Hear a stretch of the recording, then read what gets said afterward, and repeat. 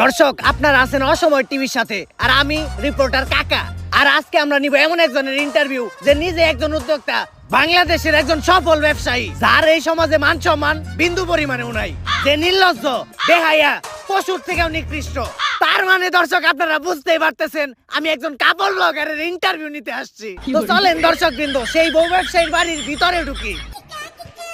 বাবা রে বাবা, ফেসবুকে নষ্টামি করে কত বড় বাড়ি বানাইছি। এই তোমরা কারা?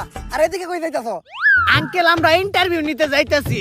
বাসার মেন গেটে লেখা দেওয়া নাই যে এই বাসায় কুত্তা আর ফেসবুকের হলুদ সাংবাদিক প্রবেশ নিষেধ? বাইরে হইন থেকে। বাংলাদেশের সব পোলাকে বিসি জোড়া দিলে অতগুলা বিসি হইব না যতগুলা ফেসবুকে হলুদ সাংবাদিক আছে। কোন একটা নিউজ পাইলেই হইছে কুত্তার মতো জিবলা বাই করে পড়ে। আঙ্কেল, আপনি ভুল ভাবতেছেন, আমি ফেসবুকের কোনো হলুদ সাংবাদিক না, আমি অসময় টিভি থেকে আসছি। TV channel? সরি বাবা। আচ্ছা আঙ্কেল, এই বাড়ির মালিক আপনার কি হয়? আমি তো ওর বাবা। কি বলেন আঙ্কেল, আপনি একজন কাপড় ব্লগারের বাবা? আচ্ছা আঙ্কেল, আপনি যে একজন বউ ব্যবসায়ীর বাবা, এতে আপনার অনুভূতিটা কি? ওয়াক্ফ লজ্জা করে। আমি তো সমাজে মুখই দেখাইতে পারি না, এর লেগে আমার কেউ জিগাইলে আমি কই দিয়ে আমি কামলা দিয়ে খাই। আমার কোনো পোলাপান নাই। আঙ্কেল, আপনি এভাবে বলতে পারেন না। যত যাই হোক, আপনি তো একজন সফল বউ ব্যবসায়ীকে জন্ম দিয়েছেন। জন্ম তো আমি দিতে চাই নাই, আসলে ওটা ভুল হয়ে গেছে। দুষ্টা তো আর আমার না, দুষ্টা হইলো ওই ঝড়ের রাইতের। ফার্মেসি খোলা ছিল না।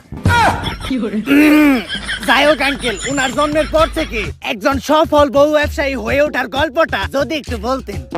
এই গল্পটা অনেক অভিশপ্ত, আজকে থেকে বহু বছর আগের কাহিনী।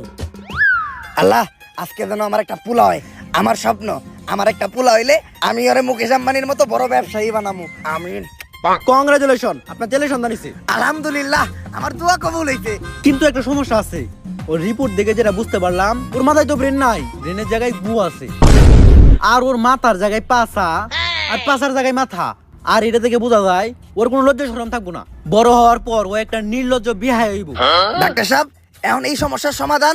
I am extremely sorry, medical science এখন পর্যন্ত এই রোগের কোনো চিকিৎসা বের করতে পারে নাই। ভবিষ্যৎ বাবা, অনেক বিপদে পড়ে আজকে আমি আপনার কাছে আইছি। আমার একটা পোলা হইছে, ডাক্তার কইছে ওর মাথায় মগজ নাই, ওর মাথায় গু। আর ওর নাকি মাথার জায়গায় পাছা হইছে আর পাছার জায়গায় মাথা। এর লেগে ওর নাকি কোনো লজ্জা শরম থাকবো না। আমার স্বপ্ন হইলো আমি আমার পোলারে বড় একটা ব্যবসায়ী বানামু। কিন্তু এগুলা দেখার পর তো মনে হইতাছে ও বড় হইয়া টিকটকার হইব। বাবা, আপনি কিছু একটা করেন। তুই কান দিস না বচ্চ, এখনই আমি তোর পোলার ভবিষ্যৎ দেখতাছি। আই এম ব্যাক, ধিমো এবার কাপল ব্লগার করে ঠেক। চিন্তা করিস না বচ্চ, আমি এইমাত্র তোর পোলার ভবিষ্যৎ দেখলাম। তোর পোলা বড় একজন সফল ব্যবসায়ী হইব। টাকা কামানোর জন্য তোর পোলা সবকিছু করব, এমনকি নিজের মান সম্মান পর্যন্ত বিলিয়ে দিব। যাক বাবা, তাহলে আমার পোলারে আমার ব্যবসায়ী বানানোর স্বপ্নটা পূরণ হইব।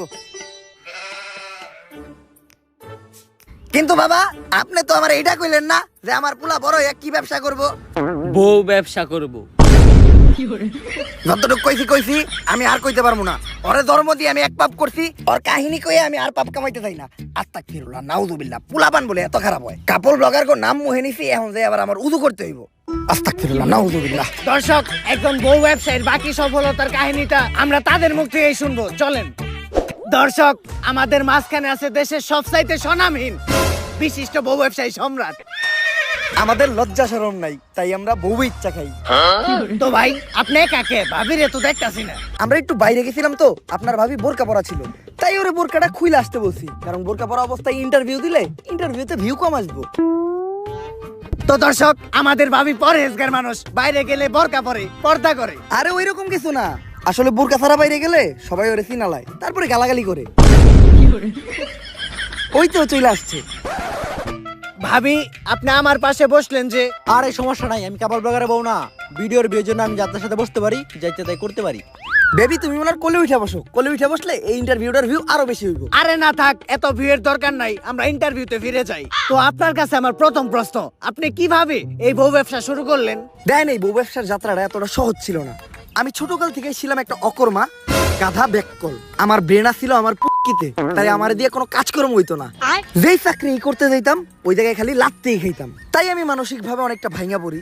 তারপরে একদিন আমি আমার প্রিয় শায়কের একটা ওয়াজ শুনলাম যে যদি তুমি কোনো মেয়েকে দেখে মানসিক শান্তি পাও, দ্যাটস ইনাফ ফর ইউ। তারপরেই আমি খুঁজে পেলাম আমার মানসিক শান্তি।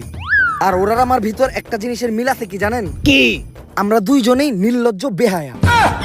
আর বিয়ের শুরুতে আমাদের আর্থিক অবস্থা তো এমন একটা ভালো ছিল না, আর ব্যবসা করতে তো পুঁজি লাগে, আমার কাছে ব্যবসা করার মতো পুঁজিও ছিল না। তখনই আমার মাথায় আসে একটা বিজনেস প্ল্যান, যে ব্যবসা করতে কোনো পুঁজির প্রয়োজন হয় না, শুধু একটা বউ থাকলেই চলে। আর এমনি ব্যবসায় তো লস খাওয়ার সম্ভাবনা থাকে, কিন্তু এই ব্যবসায় লস খাওয়ার কোনো চান্সই নাই, খালি সফলতা আর সফলতা।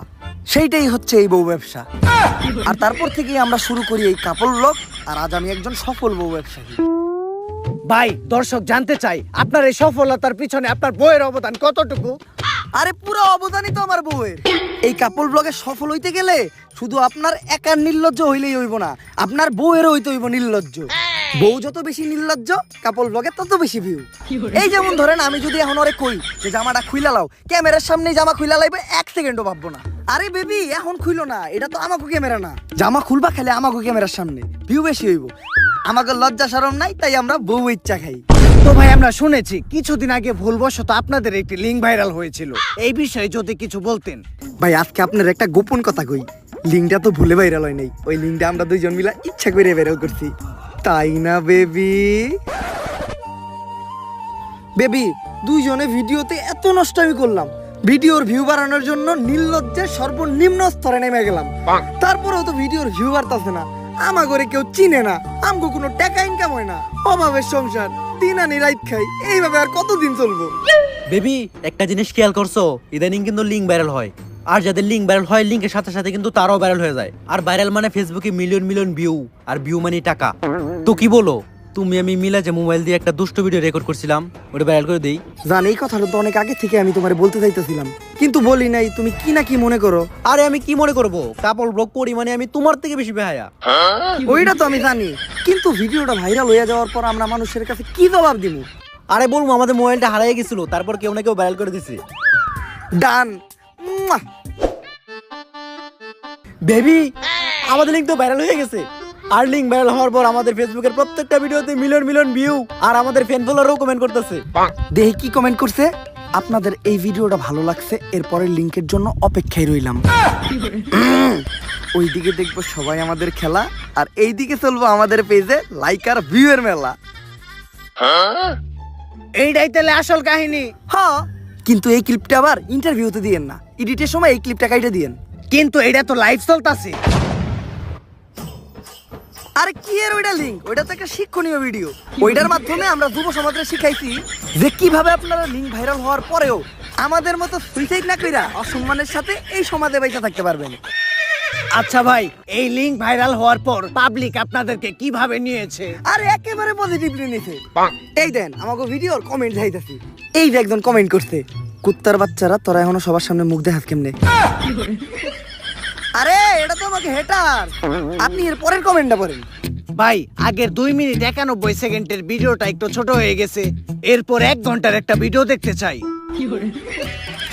এই আপনি পরবর্তী প্রশ্নে যান। তো মানুষ বলে কাপড় ব্লগারদের কন্টেন্ট নাকি সবচাইতে ক্যাট কন্টেন্ট, জঘন্য কন্টেন্ট, তো এই বিষয়ে আপনার মতামত কি? কে বলছে? আমাদের কাপল ব্লগারদের কন্টেন্টই তো সবচেয়ে কোয়ালিটিফুল কন্টেন্ট। আমাদের কন্টেন্ট গুছানো, শিক্ষণীয়। যেমন ধরেন, দর্শক একটা কথা আপনারা শুনলে একদম অবাক হয়ে যাবেন, আমার বউয়ের আজকে হইছে পাতলা পায়খানা। ও সেই সকাল 6টায় ঢুকছে, আর এখন বাজে দুপুর 1টা, এই পর্যন্ত ও খালি হাঁকতেই আছে হাঁকতেই আছে। এই দেখেন পুপুকের আওয়াজ হইতাছে টয়লেটের ভিতর থেকে, কি গন্ধ।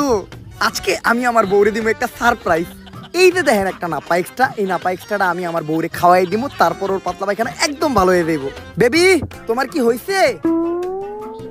হইছে জান, কেমন? একদম পানির মতো। আচ্ছা তুমি এই নাপা এক্সট্রাটা খাও, সাথে সাথে তুমি ঠিক হয়ে যাইবা।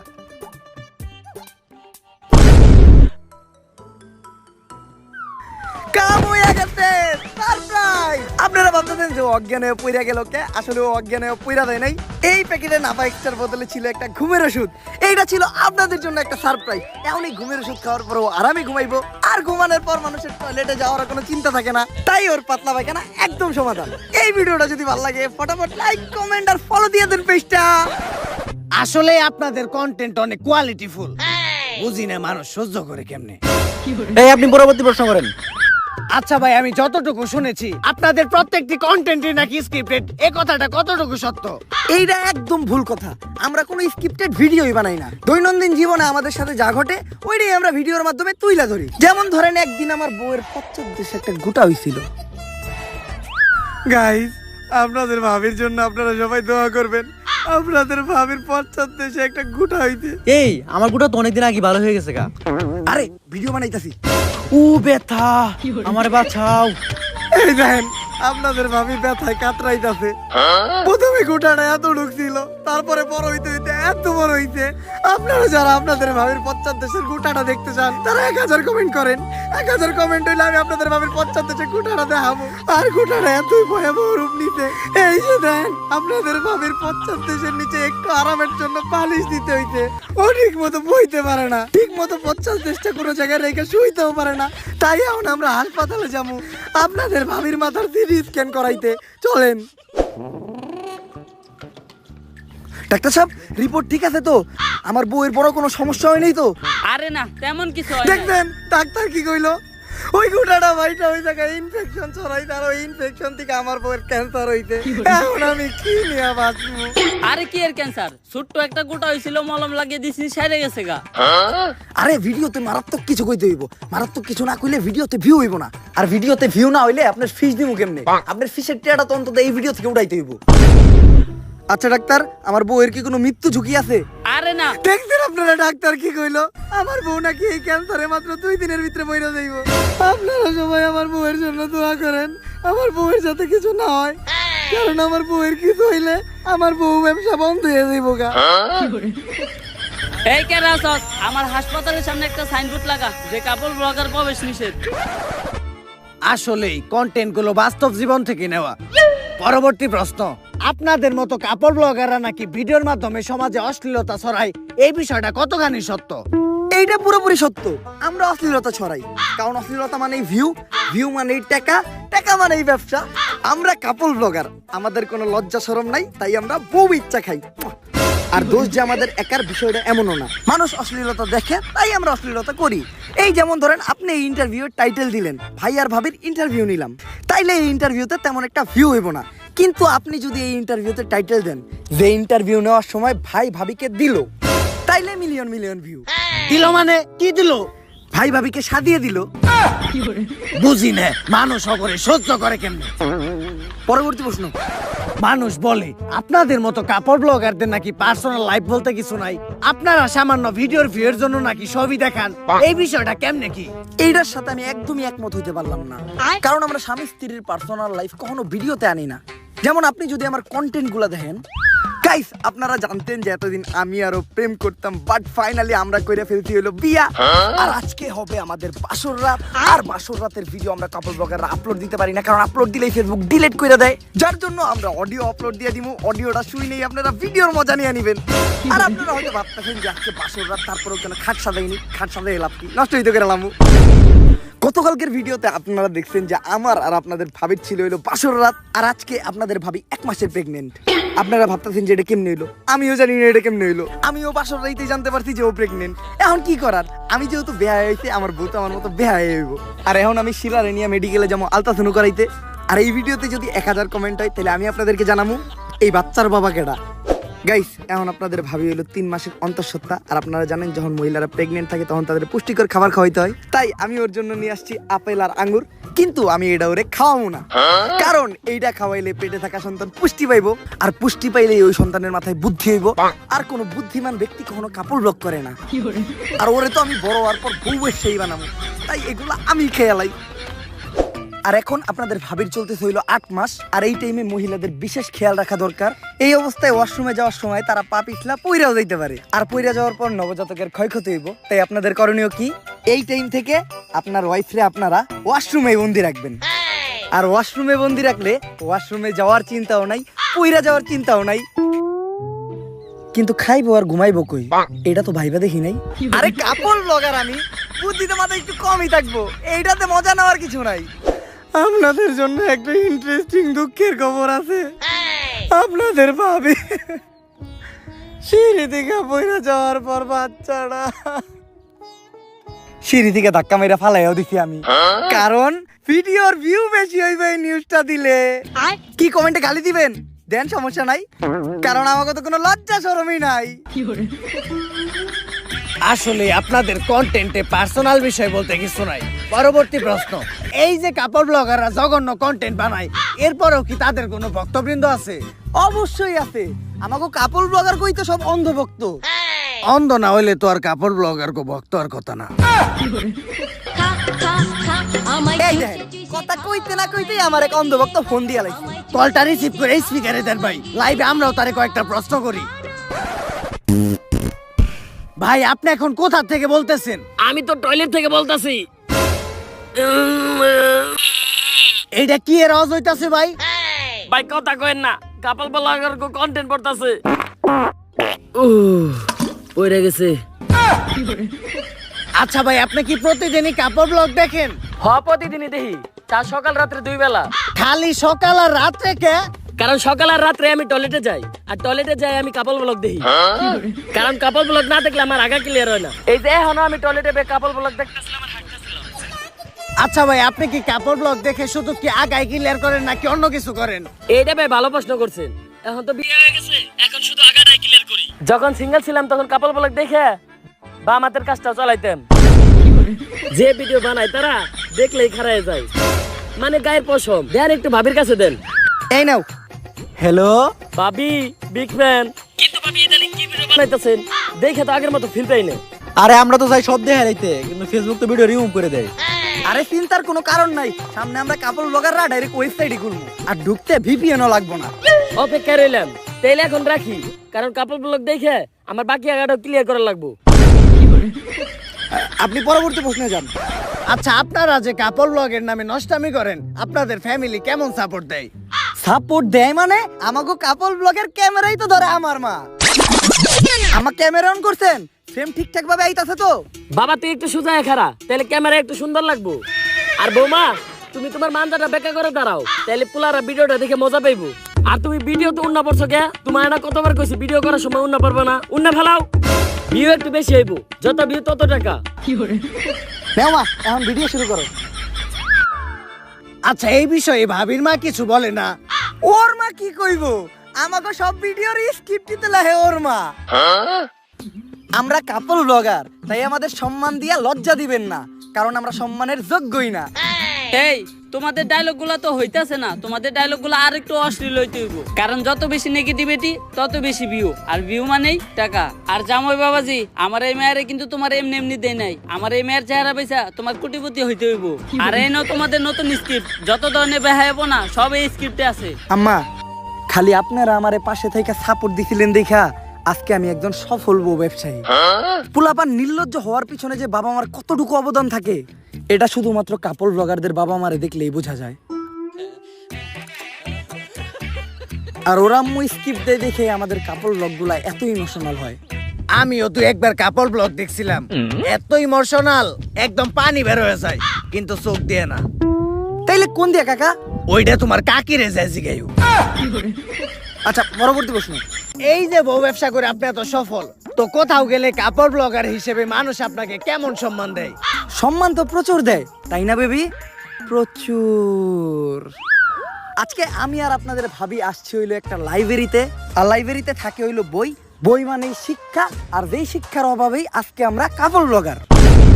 আর এই লাইব্রেরিটা আমি আর আপনার ভাবি কিনা নিমু, কারণ একটাই, আপনাদের সবার মাঝখানে শিক্ষা ছড়াই দেওয়া, যাতে ভবিষ্যতে আপনারা শিক্ষিত হইয়া শিক্ষারে কাজে লাগায় কোনো চাকরি বাকরি করে খাইতে পারেন, আমার মতো যাতে বউ ইচ্ছা না খাইতে হয়। আর এই লাইব্রেরিটা অনেকদিন ধরে বন্ধ আছিল, যার কারণে এই লাইব্রেরিটা হয়ে আছে অনেক নোংরা এবং আবর্জনা যুক্ত, একদম আমাদের কাপড় ব্লগারদের ব্রেইনের মতো। তাই চলো যেন আমরা আগে লাইব্রেরিটা পরিষ্কার করি। তার আগে আসেন লাইব্রেরির মালিকের সাথে একবার কথা বলি। তো ভাই, এই লাইব্রেরিটা আপনি কত টাকায় বেচবেন? আমি তো কোনো কাপড় ব্লগারের কথা আমার লাইব্রেরি বেচুম না। কেন ভাই, বোর্ডে লেখা বরস নাই? কুত্তা হলেও চলবে, কিন্তু কাপড় ব্লগার প্রবেশ নিষেধ। একবার খালি আমার লাইব্রেরিতে একটা কাপড় ব্লগার ঢুকছিল, তারপর থেকে আমি আমার লাইব্রেরি বন্ধ করে দিছি। আর তোরা ভাবছো তোর কাছে আমি লাইব্রেরি বেচমু? নির্লজ্জ বেহায়, বাইরে আনতে। আসলে সমাজে কাপড় ব্লগারদের প্রচুর সম্মান, সম্মানের ঠেলায় কোথাও যাইতেই পারে না, খালি গুতা খায়। পরবর্তী প্রশ্ন। মানুষ বলে কাপড় ব্লগারদের ভিউ কমে গেলে তারা নাকি ডিভোর্স বা আলাদা হওয়ার নতুন নতুন নাটক সাজায়, এই বিষয়টা কতটুকু সত্য? এইটা একটা ঠাড়া বড় মিথ্যা কথা। যারা এই ধরনের নাটক শুধু ভিউয়ের জন্য করে তাদের মতো জঘন্য মানুষ এই দুনিয়াতে নাই। আমরা তো কোনোদিন ভিউয়ের জন্য এই ধরনের নাটক করলাম না, তাই না বেবি? বেবি, আমাদের এসব ফালতু কন্টেন্ট পাবলিক এখন আর খায় না, ভিউ কমে গেছে, সাথে ইনকামও। ভিউ বাড়াইতে চাইলে এখন নতুন কোনো নাটক করতে হইব। সব নাটকই তো আমরা কইরা লাইছি। এই ফেসবুকে তো ইদানিং ছাড়াছাড়ি নাটক খুব চলতেছে, এটা করলে কেমন হয়? মারাত্মক আইডিয়া দিছে তো। গুরুজনরা কইছিল প্রত্যেকটা সফল পুরুষের পিছেই একটা নারীর হাত থাকে। তুমি তার প্রমাণ। তোমার মতো একটা বউ ঘরে থাকলে বউ ব্যবসায় উন্নতি আর উন্নতি। তাহলে চলো নাটকটা শুরু করি। মুয়া! আমার সাথে আপনাদের ভাবি শিলা চিট করছে। আমি থাকা অবস্থায় কালকে রাত্রে ও আরেকজনের সাথে ঘুমাইছে। কার সাথে ঘুমাইছে জানেন? একটা কোল বালিশের সাথে ঘুমাইছে। এই দেখেন, একটা নির্লজ্জের মতো আমার সামনে কোল বালিশে চড়াই ধরে ঘুমাই আছে। তোর সাথে সম্পর্ক হইরাম না, সম্পর্ক হইরাম না তোর সাথে। গাইস, একটু আগে আপনারা ভিডিওতে তো দেখলেন সম্রাট আমার মায়ের একবারে বস খেলাইছে, আর দেখেন আমার কি অবস্থা করছে। আর আমিও টয়লেটে দাঁড়িয়ে লাইভ করতেছি, কারণ সম্রাট আমার থেকে ফেসবুক পেজ সব কিছু নিয়ে গেছে। আপনারা এর একটা বিচার করুন। বেবি, তোমার লাইভ করা শেষ হয়েছে? আমাকে এই নাটকের পর তো আমরা পুরা ট্রেন্ডিং এ পড়ছি। কিন্তু মানুষ তো গালিও দিতেছে। গালি দেখ, ভিউ তো হইতাছে, ভিউ থেকে টাকাও তো হইতাছে।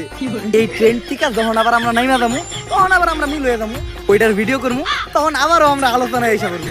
টেকাই টেকা।